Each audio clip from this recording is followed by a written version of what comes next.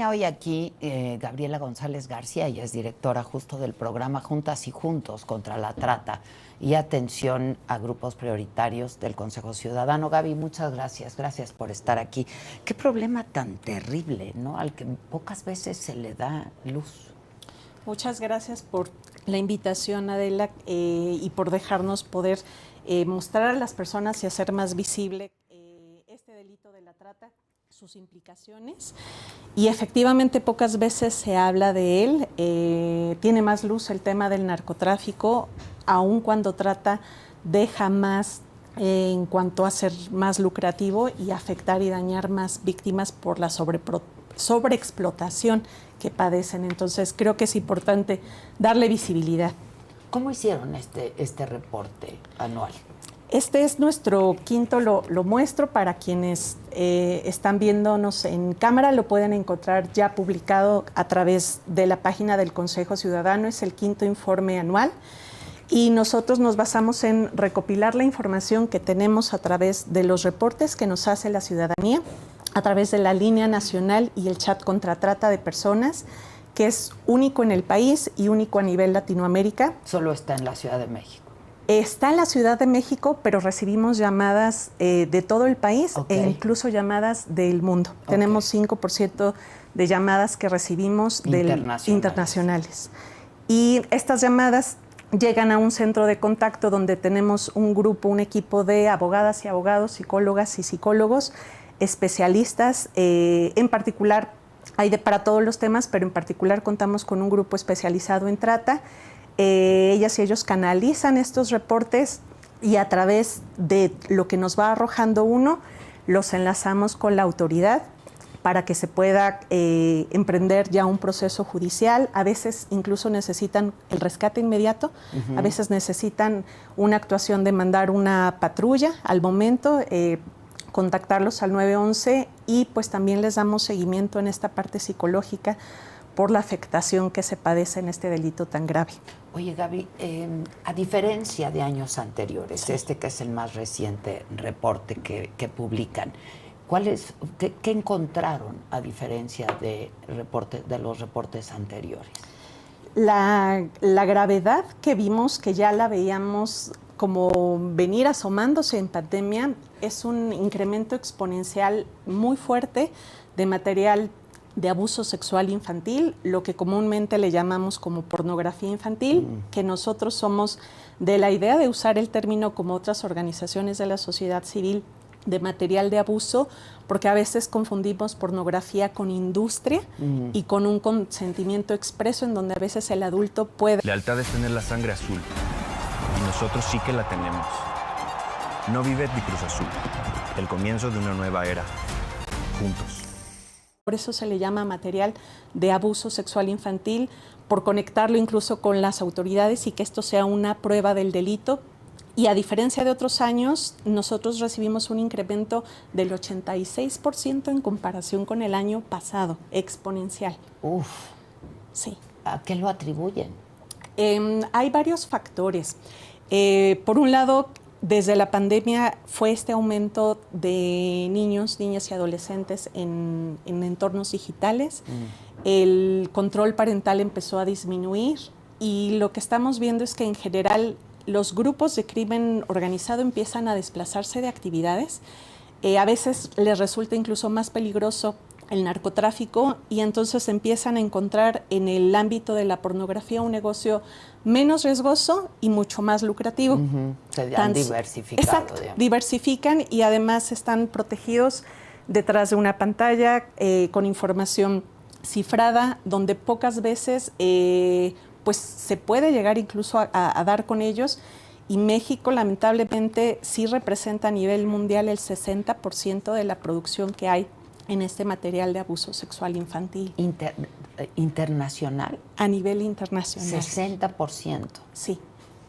Hubiéramos pensado que son otros países, que son ¿no? otros, como en Asia, a lo mejor creeríamos, pero es lo que decimos, en costo, los costos disminuyen y es un material que se puede estar replicando muchas veces, muy lucrativo. Ahora, ustedes sacan este reporte a partir de datos que son proporcionados por pues la propia víctima de alguna manera, ¿no? Sí. Pero hay mucho miedo también en torno a denunciar estos actos y estos hechos, ¿no? O sea que es una cifra que podría ser por mucho mayor. Sí, pues mucho mayor. En el caso de entorno digital de estos ilícitos, creemos que es más sencillo el que denuncien. La denuncia siempre en el Consejo Ciudadano se mantiene anónima. Siempre se resguarda la integridad de las personas y en eso les puedo transmitir como toda la tranquilidad para que tengan la valentía de animarse a reportar. Y este tema de las famosas cifras negras, yo creo que lo vemos sí en entorno digital, pero no tanto porque incluso nos llegan a buscar más en esa desesperación de que ya están recibiendo extorsiones. Nos buscan más, por ejemplo, los adolescentes como una red de apoyo. Yo equipararía más el tema de cifras negras en el ámbito de migrantes, que ellos sí no quieren reportar por un tema por su condición, por su estatus. Justo. ¿no? Sí. Justo. Ahora, yo decía que tristemente la trata sigue teniendo rostro de mujer, pero también de infancias, ¿no? Es impresionante porque lo vemos en cada reporte y han sido muchos los esfuerzos de gobierno, sociedad civil, organizaciones internacionales en trabajar en esta lucha de género, pero seguimos viendo que la explotación sexual efectivamente sigue teniendo mayor carga hacia las mujeres y hacia infancias. Mencionaba yo un poco el modus operandi, pero ¿cómo funcionan? Porque hay hasta red internacional, hay redes internacionales, ¿no? Sí, Gaby. Nosotros estamos recibiendo muchos reportes, por ejemplo, de chicas que provienen de Venezuela, de Colombia, les prometen un trabajo aquí en México, a hombres también, obviamente en mayor medida mujeres, y les dicen que las van a ayudar, obviamente, a pasar a Estados Unidos. Y lo que acaba pasando es que cuando están ya aquí en México les retienen los documentos y entonces ya les aparecen cuentas infinitas. Al principio les ofrecen, yo te pago el viaje, vente por un trabajo. Y ya que están aquí, por ejemplo, los hombres los enfocan a cobranza ilegítima o esto de cobro de derecho de piso, de que si ellos no lo ejecutan, incluso ellos son los que padecen los golpes o la violencia física, y las mujeres llegando aquí pues se encuentran con que para pagar esas deudas como inventadas tienen que dedicarse a la prostitución. Claro, su cuenta es infinita. Siempre va en aumento, siempre, ¿no? Sí. Hasta por el alimento. Empiezan a deber alimento, empiezan a inventarles como que cometieron faltas hacia los tratantes y entonces cada día aumenta más el listado de deudas y al no tener el acceso a sus documentos, pues quedan como captivas totalmente. Ahora, ¿hay estados de la República Mexicana donde más se da esto? Pues coinciden nuestros reportes con esta realidad que llegamos a escuchar en medios, ¿no? Los estados de Veracruz, de Jalisco, de Tlaxcala, que lamentablemente se le conoce como la cuna de la trata, Baja California. Hace poco recibimos el llamado de una chica justo de Tlaxcala que comentaba que su pareja, pues primero de este modus operandi la enamora, después la empieza a prostituir, la empieza a amenazar y le estaba diciendo que se la iba a llevar a prostituir a Tijuana, a un bar muy famoso que allá casi te lo enseñan hasta como turismo estatal, que se llama el Bar Hong Kong. Y ella pidió intervención. Lamentablemente, a veces la propia víctima a veces se retrae. Ya.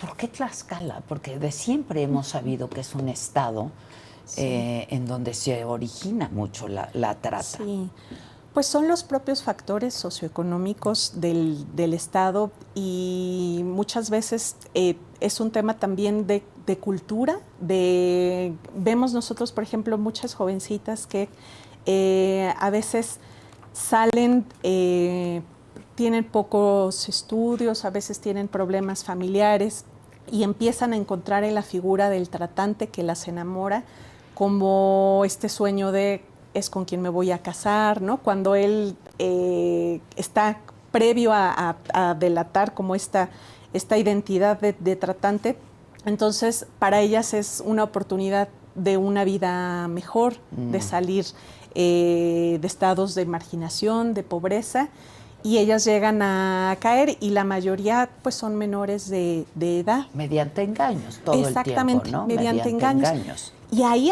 sí quisiera yo destacar algo bien importante que estamos haciendo, sobre todo con el apoyo a estas chicas. Tenemos módulos de atención directamente en las terminales. Además de la línea, como detectamos que efectivamente en las terminales de autobuses norte, sur, oriente, es donde llega la mayor afluencia de tanto niñas, niños, adolescentes, migrantes o hasta adultos mayores, que ahí es el lugar donde podemos tener más incidencia. Entonces, en coordinación con la Fiscalía de Búsqueda de Personas Desaparecidas, hemos generado un mecanismo en donde nos mandan la alerta AMBER. A veces incluso denuncian las amistades de las niñas de se fue con el fulanito que conoció en redes sociales y lo va a ir a conocer a México, y entonces buscamos el itinerario de la persona. Con la alerta AMBER nos apoyamos con la CANAPAT y con la gente de la propia terminal, y hemos logrado rescatar varias chicas, varias personas, antes de que se llegue a cometer un ilícito con ellas. Y estoy pensando en las líneas aéreas, por ejemplo, ¿no? Sí. Entiendo que Aeroméxico, estuve hablando con los directivos hace no mucho y me decían que también han trabajado de manera muy conjunta para detectar estos casos, ¿no? La verdad es que Aeroméxico tiene ya protocolos implementados, ha sido muy abierto en permear en su personal estas capacitaciones que hemos dado.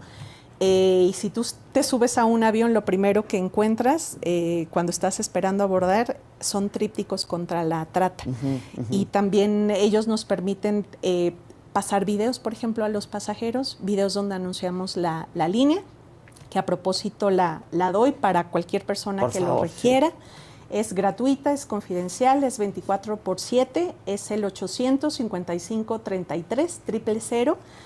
Y también nos permite tener estos anuncios en las bahías de taxis, donde hay mucha afluencia, donde justo llega la gente y se va, donde está nuestra línea para poder llamar. Muchas veces es eso, que es gente que no tiene redes de apoyo cuando llega a México. Las chicas que generalmente quedan cautivas por trata dicen tener miedo porque no conocen a dónde están llegando.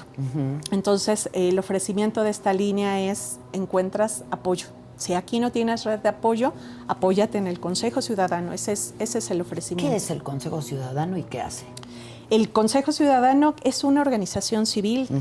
Nosotros somos ese puente entre toda la ciudadanía y las organizaciones de gobierno en materia de seguridad. Y nosotros fungimos como ese enlace para canalizar los reportes, acompañamos a través de psicólogas y abogados, incluso en los procesos de denuncia. Una víctima muchas veces viene en shock, muy afectada, con este padecimiento de crisis nerviosa, y a veces es difícil que pueda hacer la denuncia. Nadie nos ha enseñado comúnmente a cómo se denuncia, y hay veces que se cae porque una declaración no se hizo correctamente o porque no se aportaron los suficientes elementos. Entonces, nosotros tenemos en el Consejo Ciudadano abogadas y abogados que ponemos a disposición de las personas que pidan el acompañamiento. Ellas y ellos pueden ir con la persona a generar el proceso de denuncia, y también tenemos ese apoyo de psicólogos para que exista esta contención, y posterior a la denuncia también puedan llevarse a cabo unas terapias gratuitas en el Centro de Recuperación Emocional que tenemos a disposición de la ciudadanía. Y me imagino las historias que no has de haber escuchado y visto. Sí, a veces te da impotencia de querer hacer más, y por eso es que este reporte para nosotros es eso, un llamado de acción. Recientemente recibimos a Mixi, y digo su nombre porque ella ya es activista, y ella ya públicamente habla al respecto contando su experiencia, y ella salió de trata hace más de 12 años, donde sufría esta explotación sexual y laboral por parte de su hermana además. Y siendo una niña. Una niña, una adolescente, una menor de edad, valiéndose en culpas, ¿no? En meterle miedo, en meter esta carga emocional. Muchas veces hay esta manipulación. Lo que observamos es que hay veces que es la propia familia la que es la tratante. Y lo bonito de este caso y con lo que yo me quedo es que ella fue rescatada por un chico que trabajaba en un hotel como camarista. Y algo que rescato mucho es el valor de la acción. El chico la ve en una posterior a un acto que tuvo con un explotador sexual y él la ve mal, la ve golpeada y ella nos refiere que fue la primera persona que le dijo, ¿estás bien?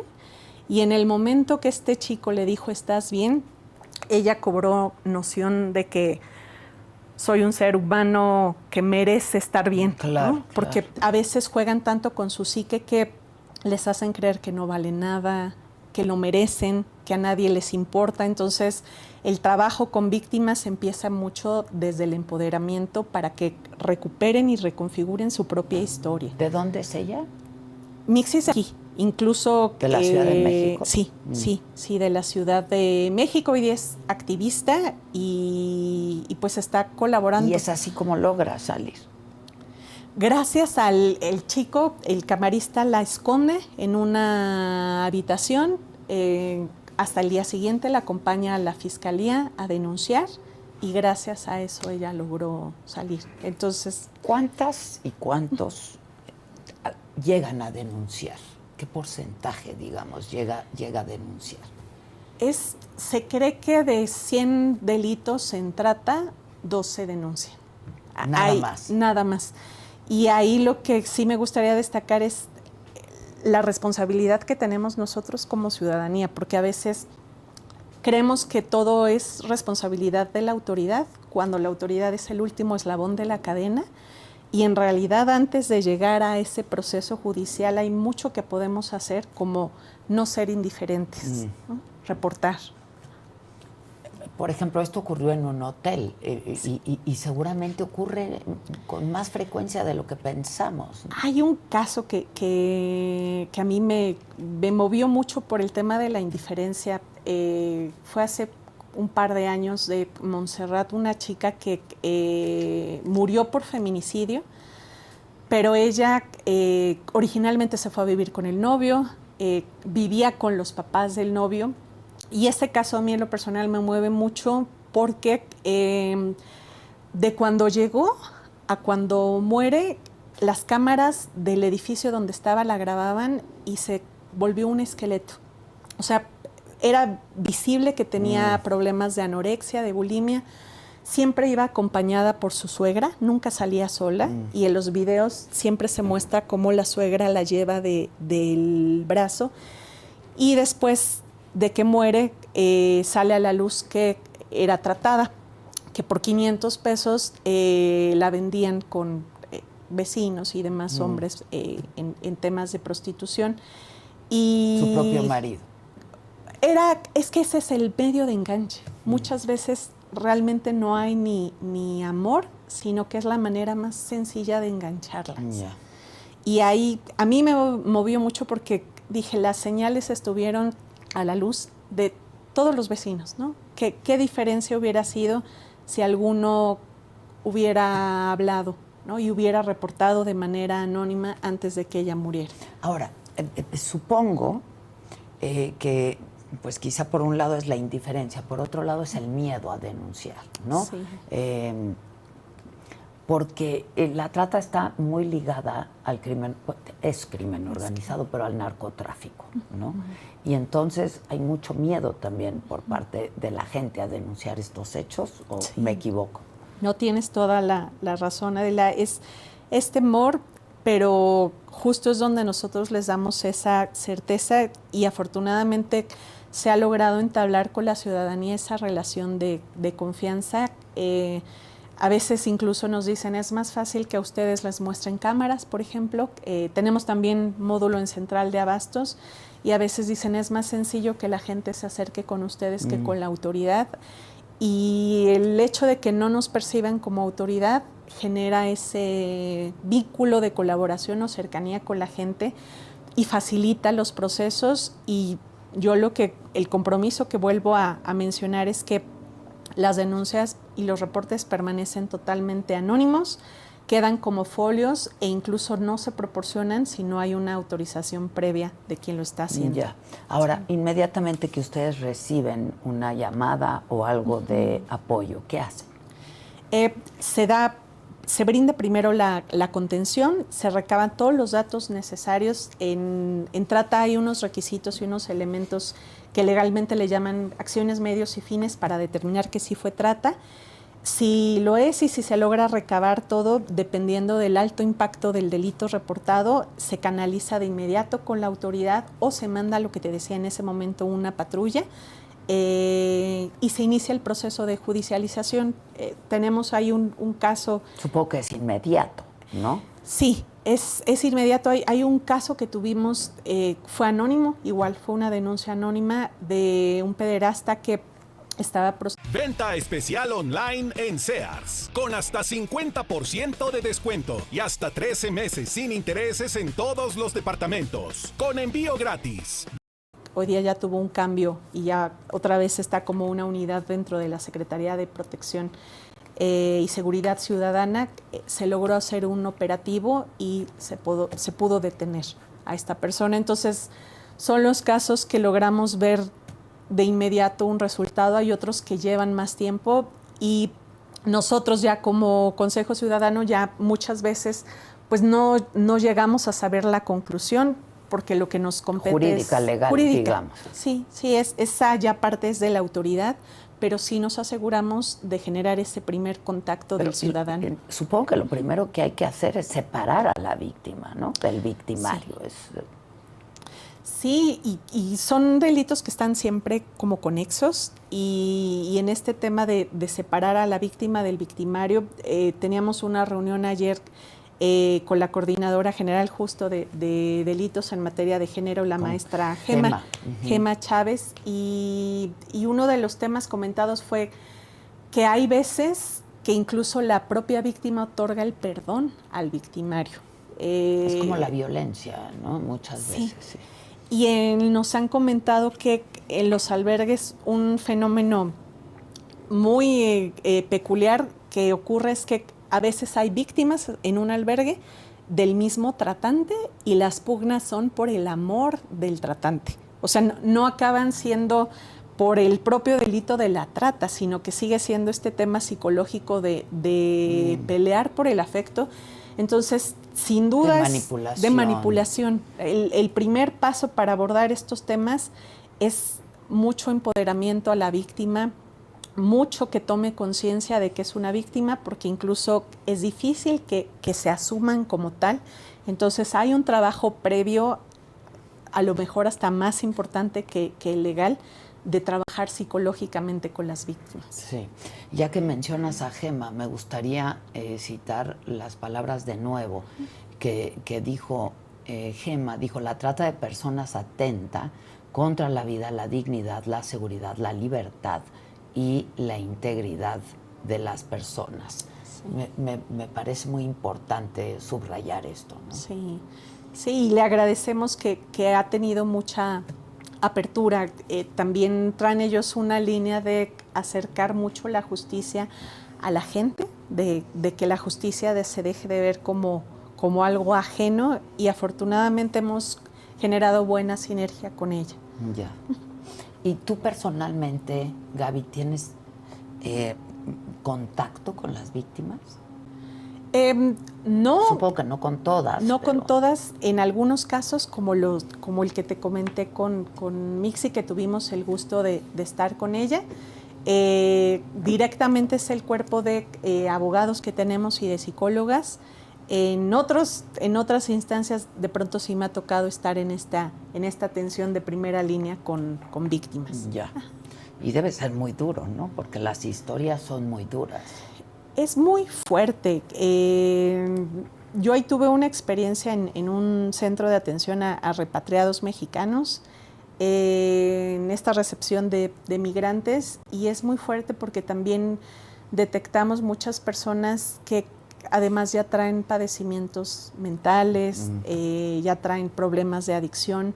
Entonces, en el Consejo Ciudadano, por ejemplo, tenemos protocolos, pero nosotros, pacientes psiquiátricos, nosotros no atendemos, no, porque es la vinculación con la autoridad. Entonces, sí es muy duro el tema de víctimas. ¿No? Sí. Los remiten inmediatamente. Sí. ¿Qué se puede hacer y qué más podemos hacer? Porque es una industria, es un negocio ilícito, millonario. Yo creo que de los más, ¿no? Sí.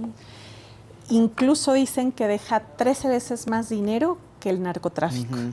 Cuando escuchamos declaraciones del combate al fentanilo, a veces yo sí pienso el combate es integral, ¿no? No solo es el fentanilo es una parte del pastel de los delitos. Es más lucrativo y daña más. Y yo creo que donde nosotros podemos hacer mucho como ciudadanos es romper con esa cadena para que exista una oferta de trata. Siempre tiene que haber del otro lado quien la demande. Y algo que hemos hablado mucho en las reuniones de trabajo es cómo rompemos los patrones de consumo que tenemos como sociedad. Y en el Consejo Ciudadano trabajamos mucho en esas campañas de prevención para hacer que la gente se sienta partícipe de que mucho de lo que podemos hacer es cambiando esos patrones de consumo, dejando de normalizar el tema de a lo mejor tener descarga de algún material de pornografía infantil o abuso sexual pensando que no es mío, yo no lo tomé, me lo mandó un amigo, una amiga, porque el solo hecho de tenerlo almacenado en el celular ya es trata. Y mucha gente no lo sabe. Y es un delito. Es un delito. Es un delito. Es un delito, y yo creo que con esa conciencia y con esa educación incluso podemos cambiar mucho y mover patrones de consumo. Yo creo que eso es lo que más podemos hacer como sociedad, dejar de normalizar el tema de prostitución, ¿no? Que a veces lo llegamos a ver también normal, a veces es hasta una actividad recreativa cuando son jóvenes, ¿no? De vámonos al table, sin saber que en el table hay un montón de mujeres retenidas en contra de su voluntad. Entonces, si tomamos conciencia como ciudadanía, yo creo que podemos empezar a hacer mucho. ¿Qué ha pasado con estos tables, por ejemplo, en México? Es complicado porque a veces se clausuran y de pronto vuelven a abrirse. Es un tema complicado y a veces se llegan a valer de ciertas mañas, ¿no? Como el hecho de que las chicas bajo amenaza digan que ellas están ahí de manera voluntaria. Entonces, yo creo que es mucho... Pero les retienen hasta el pasaporte, ¿no? Sí. Cuando no son mexicanas. Sí, sí. Eso, y siempre está la amenaza de que van a dañar a su familiar en su país de origen, ¿no? Siempre es como tú hablas con la autoridad y a tu familia le pasa algo. Sí, es la amenaza, la extorsión, el abuso de todo tipo, ¿no? Sí. Ustedes atienden, por supuesto, a estos grupos vulnerables, ¿no? Que son, pues, las víctimas de violencia familiar, los migrantes, las mujeres, los niños, la adolescencia, ¿no? Justo. Y también el mes pasado fue el mes de la comunidad. Y también la atención... También es otro grupo que también es material de abuso, como dices, sí, ¿no? Sí, muy, muy afectado. Y pues de eso se valen los tratantes, ¿no? De las vulnerabilidades. Y hay cosas que también se pueden hacer desde casa, con apertura y diálogo hacia hijos y adolescentes, ¿no? Lo que te decía al principio, que hay gente que sale fugándose de su casa porque no encontró ahí la contención, ¿no? La protección. Entonces, pues papás y mamás cuiden a sus pequeñas y pequeños y desde el hogar lo que consumen sí. ¿no? Y hoy día es muy fácil activar los controles parentales, ya hay muchas aplicaciones y puedes configurar privacidad, ¿no? En los juegos también puedes generar que estén los niños jugando, pero que no se les vea el rostro. Sí. Ya, eso es importantísimo, claro, sí. claro. ¿Puedes repetir, Gaby, Claro que sí. sus líneas de apoyo y las maneras en las que la gente puede ponerse en contacto con ustedes? Muchas gracias. Está el reporte para la consulta. Lo pueden ver a través de nuestra página de Consejo Ciudadano. Estamos también en Instagram, estamos en TikTok, estamos en X. Y la línea nacional y chat contra la trata de personas es gratuita, confidencial, 24/7, disponible para todas y todos en el 800-55-33-000.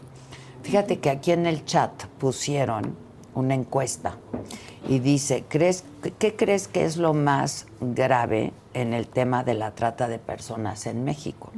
La complicidad de autoridades, el silencio social y mediático, la corrupción que la permite, la falta de justicia. Yo creo que es un poco de todas, ¿no? Un poco de todo. Sí. Y las víctimas, incluso ahorita que mencionabas las categorías, he escuchado testimonios donde dicen, más allá del enojo de ver pasar al policía que no hizo nada, me enojó ver a la gente que me veía y no hizo nada. La indiferencia, ¿no? Siempre. Entonces hay un lema que nos puede tocar a todos. Ya no podemos estar indiferentes ante estos temas, ¿no? Hay un ejercicio que pone una asesora especialista en trata que mueve mucho a la gente, se llama Nelly, y es un ejercicio en donde empieza a hacer preguntas acerca de cuántas veces hemos buscado el amor y hemos sido capaces de hacer cuestiones de meternos apps de citas, ¿no? Y entonces, de algún modo, vamos como palomeando, ¿no? De qué has sido capaz de hacer con tal de lograr el trabajo de tus sueños, ¿sí? ¿No? O de darle a tu familia una vida mejor o de emigrar. Y cuando empezamos a conectar con ese tipo de necesidades y de decisiones, nos damos cuenta que todos somos propensos a caer en trata, porque compartimos como seres humanos, por supuesto, mismas vulnerabilidades. De abusos, sí, claro. Sí, por supuesto, y de necesidades Necesidad de afecto. humana. Sí. Oye, ahora que hablábamos ya rápidamente, Gaby, de la corrupción, la complicidad de las autoridades, ¿qué está haciendo la autoridad para evitar esto? Pues en Fiscalía, por ejemplo, de búsqueda de personas desaparecidas, les digo que ahorita generamos un esquema en conjunto que a mí me ha impresionado la agilidad, porque incluso a través de mensajes muy rápidos hay esta coordinación de esta persona está desaparecida, trae alerta Amber y de inmediato se activa un protocolo. Yo veo que incluso están buscando actualizar las maneras también de operar, y así como el crimen organizado ha intentado reformular su operación, yo veo que sí están haciendo una reformulación de estrategias para combatir la trata en estas nuevas modalidades. Y pues también el Consejo Ciudadano forma parte de la Comisión de Honor y Justicia, en donde cualquier comportamiento inadecuado de policías o de también de algún MP puede ser denunciado por nuestra vía. Gaby, pues muchas gracias y gracias por la labor que hacen. Muchas y gracias. Este es un foro abierto para que siempre estén aquí y hablemos del tema las veces que sean necesarias. Muchas gracias. Gracias por tu compromiso. Al contrario, gracias, Gaby. Oigan, ayer compartí con ustedes una entrevista que hice con un periodista que se dedica a reportar y a investigar casos del crimen organizado. Él mismo se llama un narcoperiodista en ese sentido, ¿no? Él es británico, lleva más de 2 décadas viviendo en nuestro país y ha hecho mucho trabajo al respecto. Es Joan Grillo, y esto es parte de lo que les presenté ayer. La entrevista completa, por supuesto, ya la pueden ver en nuestras plataformas.